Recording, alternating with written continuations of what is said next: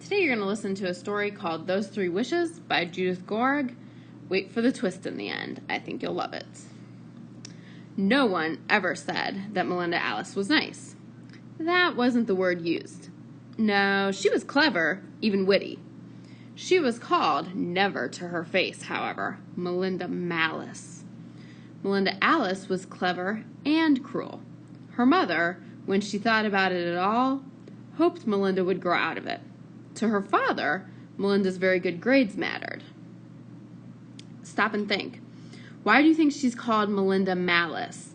What do you think this word means, and why do you think people call her that? You'll have to use the clues in the paragraph above. Go ahead and pause the video now while you write a very short answer to this question.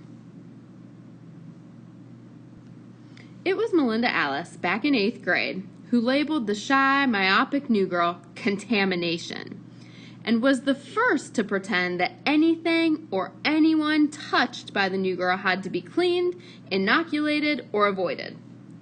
High school had merely given Melinda Alice greater scope for her talents. The surprising thing about Melinda Alice was her power.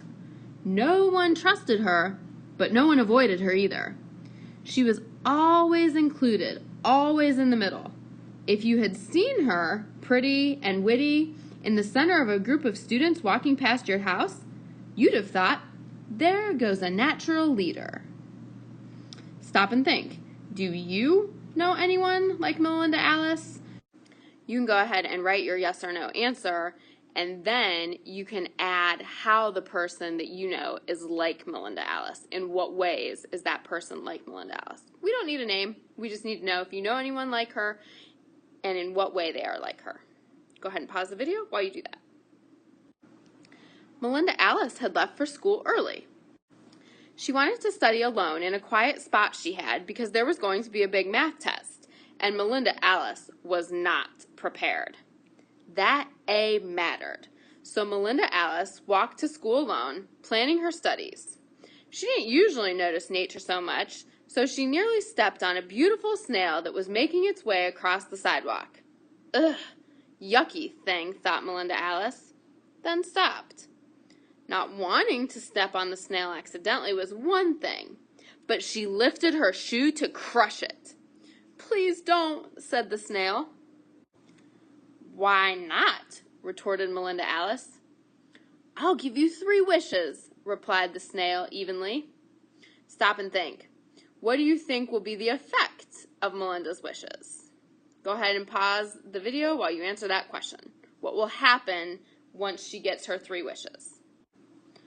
Agreed, said Melinda Alice. My first wish is that she paused a split second. My next 1,000 wishes come true. She smiled triumphantly and opened her bag to take out a small notebook and pencil to keep track. Melinda Alice was sure she heard the snail say, "What a clever girl," as it made it to the safety of an ivy bed beside the sidewalk. During the rest of the walk to school, Melinda was preoccupied with wonderful ideas. She would have beautiful clothes.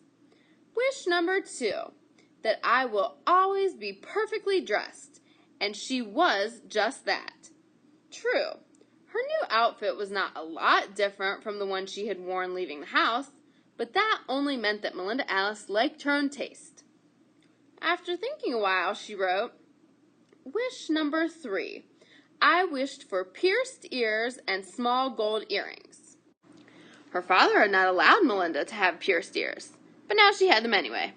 She felt her new earrings and shook her beautiful hair in delight. I can have anything! Stereo, tapes, TV, video disc, moped, car, anything!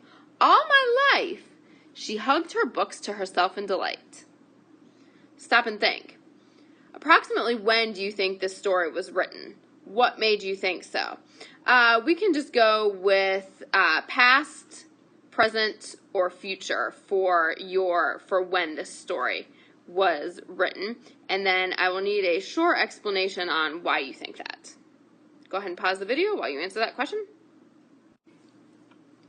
By the time she reached school, Melinda was almost an altruist. She could wish for peace. Then she wondered, Is the snail that powerful? She felt her ears, looked at her perfect blouse, skirt, jacket, shoes. I could make ugly people beautiful, cure cripples. She stopped. The wave of altruism had washed past. I could pay people back who deserve it. Melinda Alice looked at the school, at all the kids. She had an enormous sense of power. They all have to do what I want now. She walked down the crowded halls to her locker. Melinda Alice could be sweet. She could be witty. She could. The bell rang for homeroom.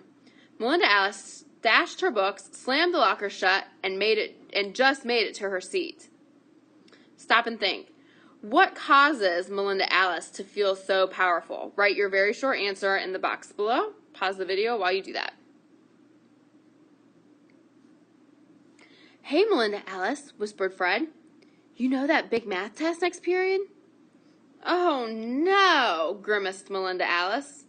Her thoughts raced. That darn snail made me late and I forgot to study.